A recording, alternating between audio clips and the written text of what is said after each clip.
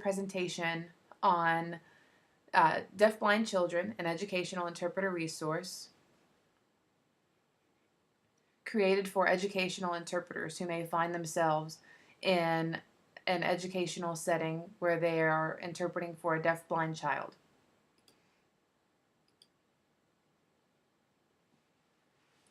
Now, as far as an introduction, from the Classroom Interpreting website, it states the task of classroom interpreting is complex and dynamic. The interpreter must ensure that the teacher's message is being conveyed clearly and accurately, while also ensuring that the student who is deaf or hard of hearing has the opportunity to participate in classroom discussions and social interactions. So this resource has been created for educational interpreters, like previously mentioned, who may work with a deafblind student in the classroom environment. And there are several components that are important to know as an interpreter when interpreting for a deafblind student. Now, in this presentation, we will find what is deafblindness, how do deafblind children learn, interacting with a student who is deafblind, behavior, socialization, initiating contact, guiding a deafblind individual, communication, what the interpreter's role is in the classroom, considerations, technology, support service providers, interveners, a deafblind individual's actual perspective and experience, and finally, resources for interpreters to refer to. Deafblindness refers to a condition affecting a widely varying group of individuals who have a combination of an auditory and a visual impairment. In children, the combination of visual and hearing impairments causes such severe and specific educational needs, especially but not solely in the areas of communication and language, that they cannot appropriately be educated in special education programs solely for children with hearing impairments or solely for those with visual impairments. Because of the dual concurrent disabilities, students who are deafblind need supplementary assistance to address their educational needs.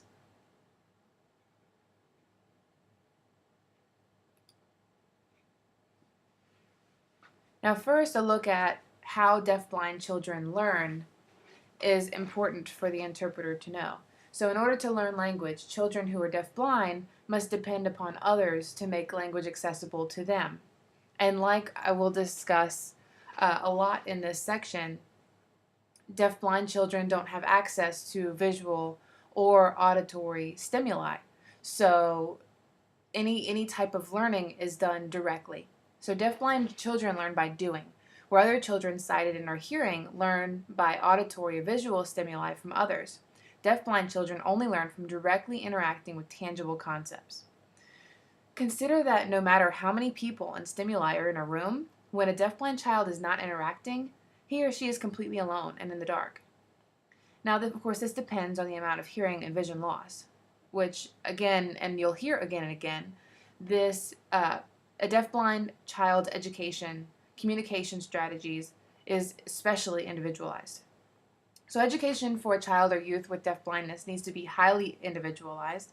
The limited channels available for learning necessitate organizing a program for each child that will address the child's unique ways of learning and his or her own interests. Educators are to help the deafblind student interact with the environment by helping him to experience and accept new things, to organize the input they receive, and to communicate effectively.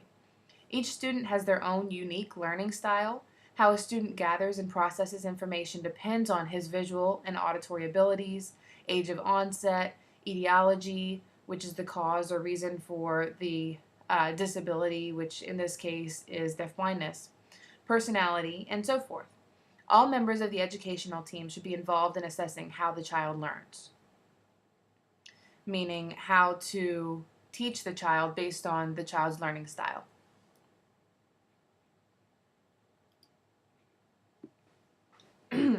Now, this is taken from a resource found by Olson, and basically interacting with a student who is deafblind, one would need to consider all of the senses.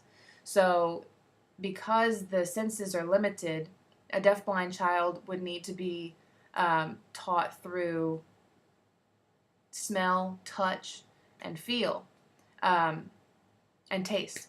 So basically, an interpreter would need to provide all of the visual and auditory stimuli in the environment, involve the student in the whole process of any activity, give the student time to process the information. A deafblind child doesn't see what other children are doing in the environment to be able to learn what the appropriate amount of time to process information. So the deafblind student may take longer than other students to process information. So a lot of patience is required. It's important to let the student that you're there. So don't assume that the child knows that you're there when you enter the room. So let the student know you're there. Let the student know who you are. Let the student know what's happening, of what you're going to be doing. And basically, you're going to be interpreting, or you will be guiding the student to the restroom, or you will be discussing something explicit and something specific so that the child knows what to expect. Let the student be as independent as possible. Give the student the chance to make choices and respond to these choices. Teach the student how to play and how to have fun. So all of these things are things that hearing or sighted students can see are things that need to be taught to the deafblind child. Tell the student when an activity is over by using an all done or finished signal or sign. So because the child cannot see other students or hear other students finishing or completing an activity, the student will continue the activity until you tell them to stop. Tell the student when you're leaving by developing a special goodbye, touch, or signal or sign.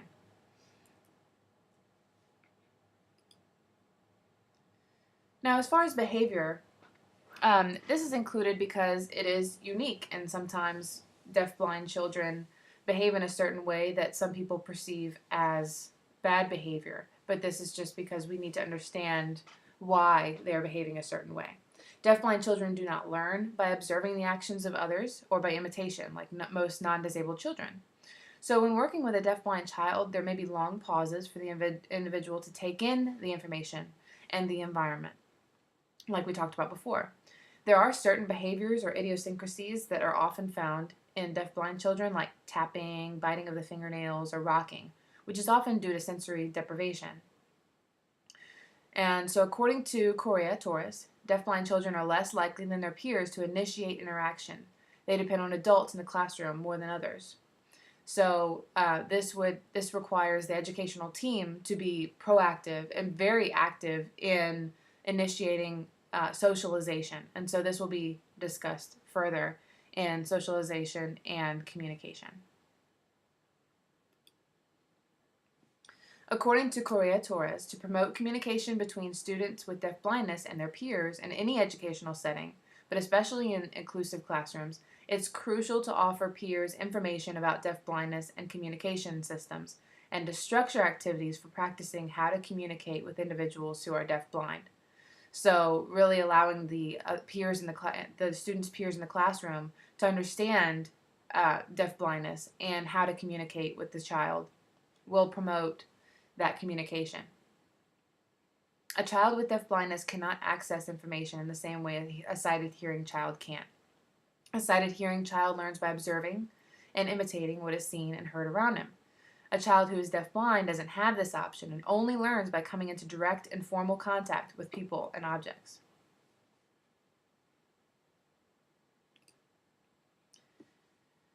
Now, as an interpreter or as an individual getting ready to initiate contact with the deafblind individual, it's important to let the deafblind individual know that you're there when you enter their space. So similar to what we discussed before about letting the student know that you're there.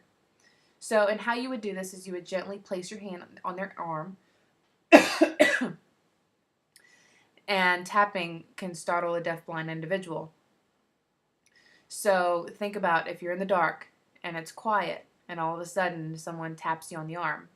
You may become startled, and so it's important to be sensitive to that and be gentle. So introduce yourself using the deafblind individual's preferred mode of communication if you know it. And this is a little bit of repetition based on what we saw before in dealing with a deafblind child. Now, as far as guiding a deafblind individual, it's important to have some training and guiding before interpreting for deafblind individuals. But some key components to remember here are to never pull, grab, push, or steer a deafblind person. Avoid interpreting while walking or guiding. Stop and warn when approaching a step, a door, or exiting from inside a building for lighting adjustments. And this is because some deafblind individuals may be sensitive to light or may need to adjust and put on sunglasses or something like that, but whenever they exit a room or exit a building. Offer your arm, and the deafblind individual will often just grab above the guide's elbow.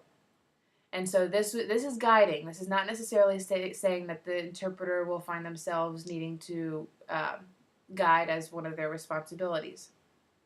But it's definitely necessary to have this knowledge. Now for communication. There are several factors that contribute to the way that one would interpret for a deafblind individual. The Registry of Interpreters for the Deaf Standard Practice Papers for Interpreting for Deafblind Individuals states the following for consideration. So one, we need to consider the type, degree, and onset of hearing and vision loss, whether current vision and or hearing is stable, progressive, or fluctuating, level of competencies in ASL, other sign language systems, and or English, family, ethnic, socioeconomic, and educational background, and physical, cognitive, or other disabilities. Depending on the level of vision loss and the individual's preference, method of communicating may be one of these ways. Close vision, where signs are made in a confined space with the interpreter in close proximity to the deafblind individual. Tracking, this is where the deafblind consumer places their hands on the interpreter's wrists to keep the interpreter's signs in their limited field of vision. Tactile signing, the deafblind consumer puts their hands over the interpreter's hands to read the interpreter's signs. This is used by those who are blind and have nearly no residual vision. Now, as far as the interpreter's role in the classroom, it is clear that the interpreter's role in the classroom is that of a member of an educational team who actively promotes progress towards the individual student's goals and objectives. Now, collaboration in a community of practice is essential to promoting the success of a deafblind student. And this is taken from a dissertation done by Hartman, and a closer look at teacher collaboration and deafblind children is in this dissertation. But basically, collaboration is more than just the teachers discussing a student in a positive way. It's discussing strategies, and it may be positive or negative, but working together. Working with a deafblind child may require an interpreter to work with an intervener, who is another member of the educational team, and we'll discuss interveners later. If there's no such intervener, the interpreter will need to make sure to convey the environmental stimulus to the student, or stimuli to the student, in addition to promoting socialization with peers. And if an interpreter is to work with a deafblind child, it is highly recommended that the interpreter attend a workshop, course, or in-service specific to interpreting for deafblind individuals, especially children if possible. And I would suggest that an interpreter thoroughly peruse the resources that are offered for interpreters at the end of this presentation. Important considerations for interpreters who are working with deafblind individuals, especially children: clothing and hygiene, contrasting colors to the interpreter's skin. A lot of times deafblind individuals are sensitive to red, so avoid wearing red clothing. Now, if you are dark-skinned, you would want to wear light clothing, and if you are lighter skinned, then you want to wear dark clothing. Navy blue and dark purple and black tend to be safe colors to wear for those who are light-skinned. For dark-skinned, a light purple. You want to avoid white because of the reflection and glare it may cause in lighting. Also, no jewelry because of glare, which deafblind individuals may be sensitive to, Keep your fingernails short and smooth, and also no nail polish due to glare. Avoid scented products like cologne or perfume because deafblind individuals' sense of smell is so strong, they may be just sensitive to that. And body spray. Avoid smoking before work. If you are a smoker, avoid smoking before working with a deafblind student because they may be sensitive or allergic to cigarette smoke. In addition, you probably want to avoid eating certain foods that, like onions or uh, that may cause pungent smells, and carry around a mitt. Interpreting the environment. So you want to consider the environment and what you see and the layout of the room, because if the deafblind isn't actually physically feeling the entire layout of the room, they don't know where they are. They don't know what it looks like. They don't know where they are in proximity to things. So it's important to explain the layout, to interpret the physical, visual, auditory information, the location of where other participants are in the room, and when people enter the room, when people leave the room. You want to interpret the emotions. Is the whole classroom entirely bored to tears, or is everyone excited and about new information? Are they laughing? Are they talking amongst each other? Emotions are definitely important to convey. And identify speakers. It's important to avoid pointing. So once you have identified where people are in the room, then you can identify speakers by name. Now, the hands down rule is a really interesting concept that's very new. It was introduced in 2010 at a conference where many deafblind participants were there. What they decided was that deafblind interpreters needed a break after interpreting for a while at this workshop. And so after careful consideration of how long, of different strategies to approach giving interpreters a break or team interpreting, a deafblind individual suggested that everyone have a break. The presenter stops talking. The deafblind people also get a break as well as the interpreters. And so interpreters become tired after 20, 30 minutes. The concept is, why don't we all get a break? Presenters, deafblind, interpreters, participants, 2 to 3 minutes every 15 minutes. And this has been used a few times, and this concept is slowly spreading. So this could be recommended to teachers for interpreters in the classroom if it's not possible to get a team interpreter, which it would definitely be recommended to have a team interpreter when you're working with a deafblind individual who uses tactile interpreting because of the physical strain it causes. So, this is something new that has been brought up and has been discussed, and I thought that I would share this with you. Some technology that is used for deafblind communication is found on these websites. And in having personal communication with a deafblind gentleman named who goes by Bappin, he is very knowledgeable about technology. He explained that there are many resources and accommodations that one can use in the classroom for deafblind children, and their accessibility to tests and quizzes and reading and that kind of thing. So some of the things that they have are note takers or braille displays that connect to your iPhone or your iPad, and you can have access to apps. You can make relay calls, send text messages. Also found on these sites are magnifiers, note takers, like I said, braille displays, tactile graphic makers, braille embossers, and basically they convert what is on text that we can read as sighted individuals into braille, and those the braille will come through on the braille display. And it's a very interesting device, and I would suggest anyone who's working with deafblind individuals to look into these accommodations, these pieces of technology. And I also have included the interview with Bappin, where he talks about his use of different technology, along with several other topics he talks about. Now, support service provider is another type of provider that could be found in the educational setting, but mostly is found for deafblind adults. And they provide support that enhances independence, like facilitating communication, providing sighted guidance, and transportation to and from events. And so they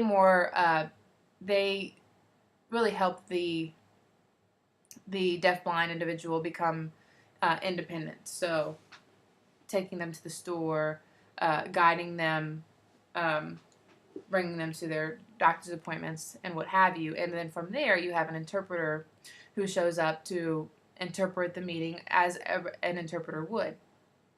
And so, anyway, so this is a support service provider, and their role to communicate the environment and provide sighted guidance. Now, an intervener is was a new concept to me, and basically is found in the educational setting, and usually works with a deafblind child one-on-one, allowing access to information that's normally received through vision and hearing. Intervention is the process that allows an individual who is deafblind to receive undistorted information and enables him or her to interact with the environment. An intervener is the person who helps that happen. Now, more information on intervener services is found on the nationaldeafblind.org website. This is a person who would likely be in the classroom along with the interpreter. So the intervener would be the one who would go and do most of the guiding and the transportation, the one-on-one work as an educator, usually hired by the local education agency. The interpreter would maintain their role as an interpreter, primarily facilitating communication. Now, sometimes an intervener and an interpreter may not be hired by the local education agency. So it's important to advocate for the deafblind child for these resources to have an intervener and an interpreter. However, if an intervener is not available, the interpreter may find themselves with the responsibilities of an intervener.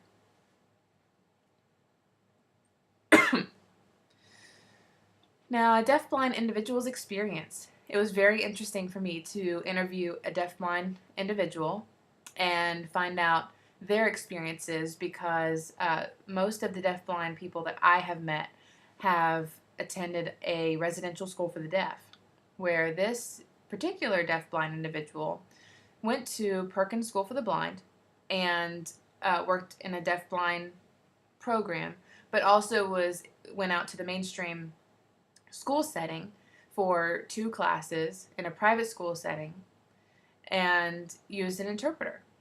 So I can try to pull this link up here while I'm in this presentation and see if this works. If not, you can view this YouTube presentation through this link.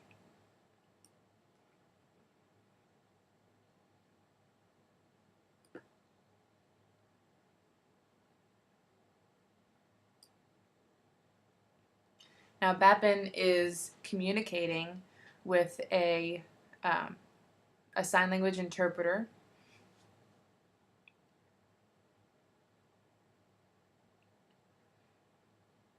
who is relaying my questions to Bappin, and I can interpret this conversation.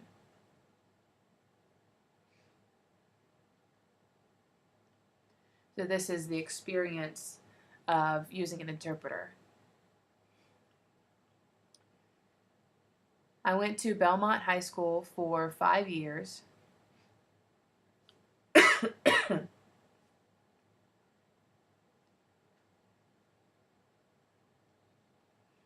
In grades 8 to 12, and I used an interpreter who was actually sent from Perkins, the Perkins School for the Blind.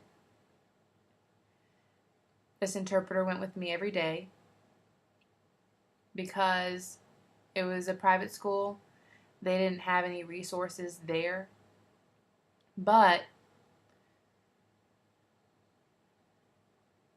Perkins was willing to provide all of the resources that I needed in exchange for the Belmont private school not charging for my education.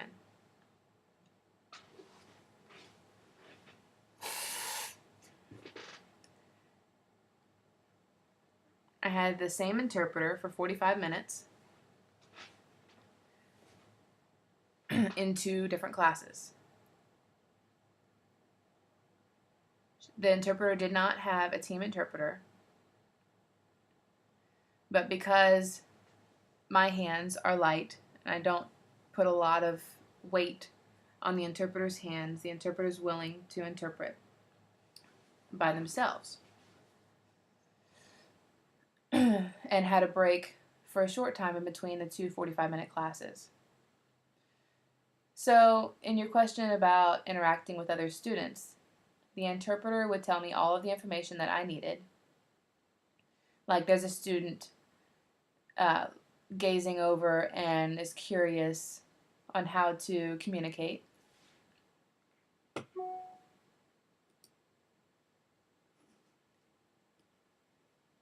I would be able to initiate conversation if I wanted to. Some of the students would approach me directly.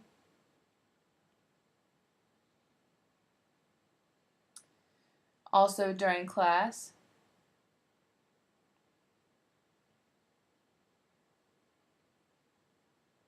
teachers would ask questions that all students would be able to participate. I would raise my hand and participate.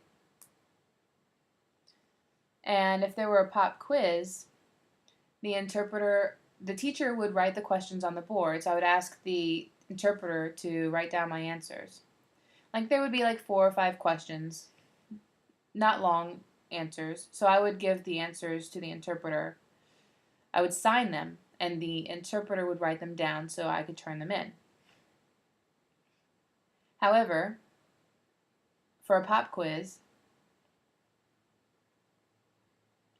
where there were multiple choice questions, I would sign the answers to the interpreter, and the interpreter would turn in my paper for me.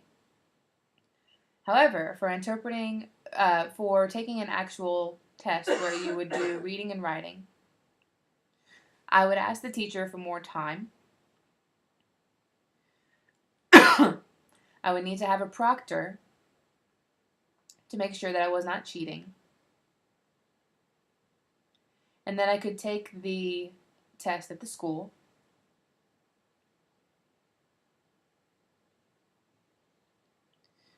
Or they could send the test to the Perkins School for the Blind, and someone could observe me taking the test there. So sometimes I would take 2 hours or so to take a test. And so my question, Alvina is asking a question.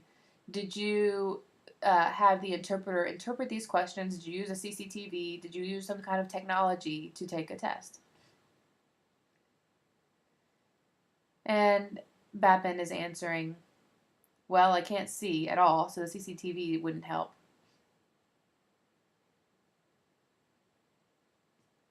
No, I mean, did you read the test with a Braille test?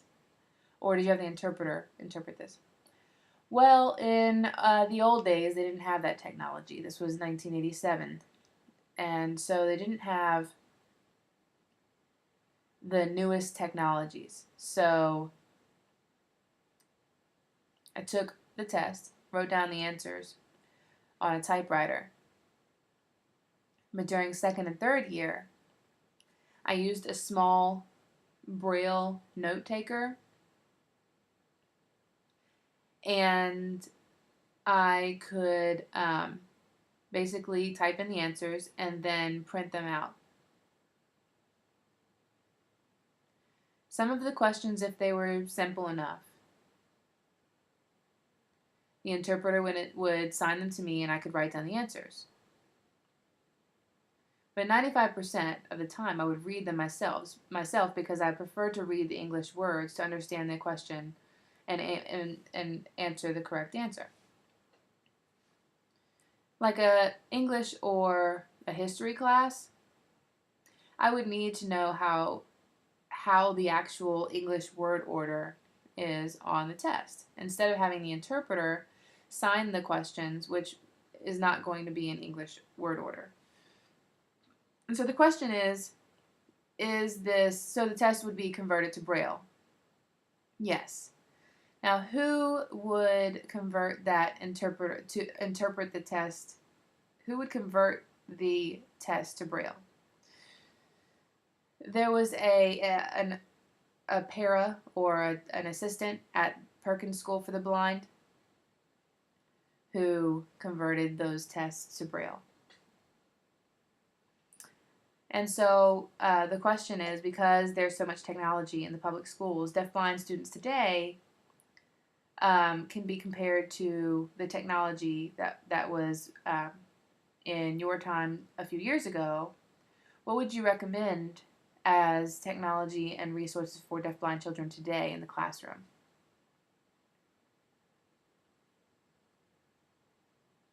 I think that today students are using Braille note takers. Some of them are using their laptop with a Braille display.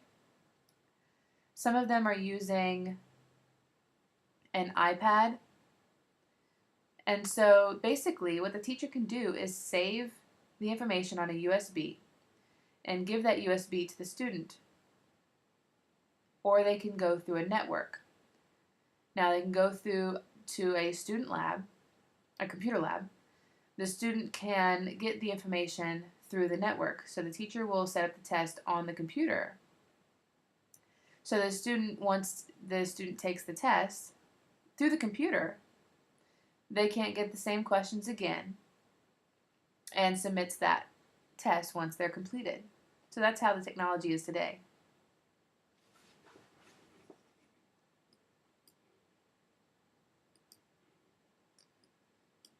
So that is a glimpse of the interview with Bappin and his experiences. And if you want to look at the full interview and you are fluent in sign language, since the interview is conducted in sign language, I would recommend that you click on this link, which if you are viewing this, this presentation, you can email me for access to the PowerPoint itself at Alvina, ALVINA 25@gmail.com, and I will send you a copy of this PowerPoint.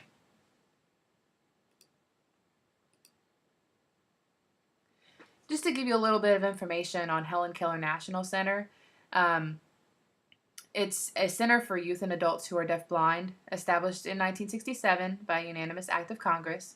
And it's a comprehensive residential rehabilitation, research, and training facility located on a 25-acre site in Sands Point, Long Island, New York. And their goals are to provide specialized intensive services or any other services at the center or anywhere else in the United States, which are necessary to encourage the maximum personal development of any individual who's deafblind.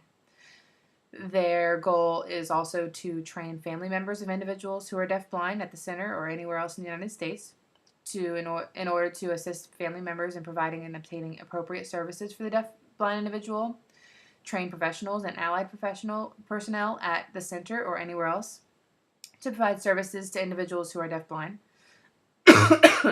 conduct applied research, development programs, and demonstrations with respect to communication techniques, teaching methods, aids and devices, and delivery of services. And they also maintain a national registry in order to provide information and data regarding individuals who are deafblind. So this is a great resource, definitely a great place to get in touch with for deafblind individuals who are transitioning from high school into the real world, whether they want to go into the vocational environment or to college, they would need to be trained through resources that are provided at Helen Keller National Center. Now, I have several resources here for interpreters, such as the East Michigan Deaf and Hard of Hearing people. I have the EIPA Guidelines of Professional Conduct for Educational Interpreters on the Classroom Interpreting website. The Standard Practice Papers for the on the Registry of Interpreters for the Deaf website. There are some tips for interpreters working with deafblind consumers through the American Association of the Deafblind, and also interpreting for deafblind individuals, and this resource is through the National Consortium on Deafblindness. So I would definitely recommend, if you are an interpreter, looking into more resources for interpreting in the classroom for deafblind individuals, to look thoroughly at these documents, at these websites. And also, you may find yourself in a classroom where the teachers may not be completely familiar with working with deafblind individuals. So just for a couple of resources for teachers, these are listed as the Perkins School for the Blind and International Council for Education of people with visual impairments in the Inclusive Education for Children with Deafblind, which is a mouthful. But these are great resources for teachers. In conclusion, interpreters should really take a course or training on deafblind interpreting or a sensitivity course. Also understand that a deafblind child's education is highly specialized. As a member of the educational team, the interpreter must understand the goals and objectives for the student just as other students. You need to know the goals and objectives and be an active participant in the educational team. Socialization is extremely important and will only happen when peers understand what it means to be deafblind and how to initiate contact with the deafblind individual. Every deafblind child is different and individual. Consider what has been discussed as it relates to assessing the child's learning style and be an active participant in the child's learning and development. There are no deafblind children in the state of Louisiana currently using sign language interpreters. I would hope that if there were, the state would hire both an interpreter and an intervener.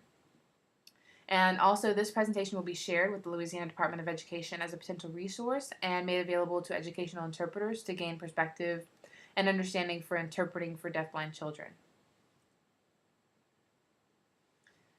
And here are the references used throughout this PowerPoint.